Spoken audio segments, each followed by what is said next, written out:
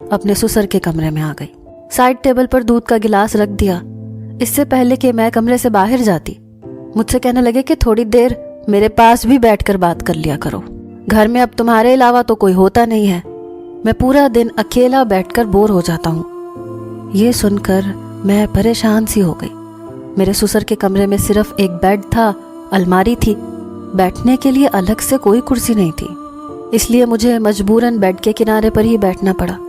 वो मुझसे इधर उधर की बातें करने लगे, लेकिन जैसे ही उन्होंने दूध का गिलास पकड़कर मुंह को लगाया तो फौरन से पीछे हटा लिया। कहने लगे, इतना ठंडा दूध ये मैं नहीं पी सकता, मुझे तो गरम गरम दूध पसंद है। ये कहते हुए फिर उनकी नजरें मेरे चेहरे से होती हुई मेरे पूरे वजूद पर सफर करने लगी।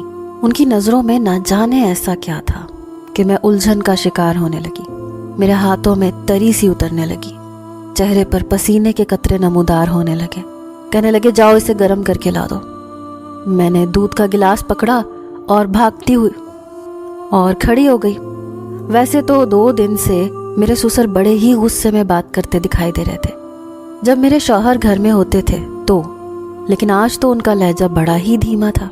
लग ही नहीं रहा था कि ये मेरे वही ससुर हैं जो 2 दिन से फुरकान को चिल्ला चिल्ला कर बात कर रहे थे और गुस्से से फुरकान से बातें कर रहे थे, डांट रहे थे। मैंने दूध को पतीली में डालकर जरा सा गर्म किया और फिर से गिलास में डालकर अपने ससुर के पास आ गई। जैसे ही मैंने गिलास उनके आगे बढ़ाया, उन्होंने गिलास के साथ मेरा हाथ भी थाम लिया। मुझे तो जैसे पूरे वजूद में करंट सा लगा।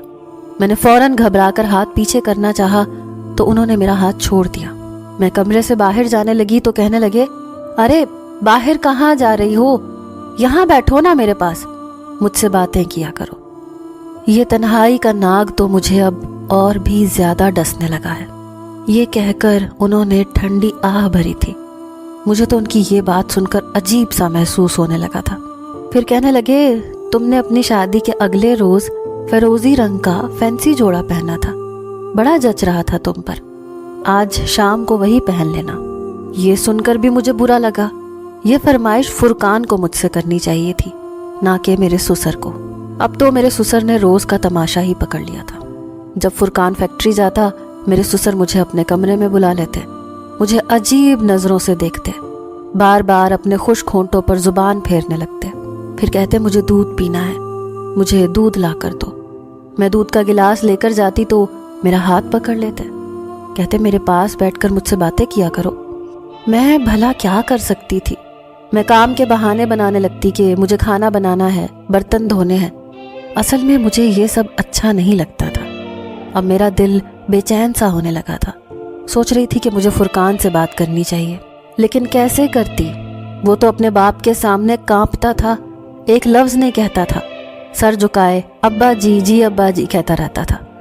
मैं किचन का काम कर रही थी कि मेरे ससुर अचानक से किचन में आ गए और फिर जो कुछ मेरे साथ किया, मैं अपनी इज्जत बचाकर अपने कमरे में चली गई। अपने कमरे का दरवाजा भी बंद कर दिया, कुंडी लगा दी, बेड पर बैठ गई।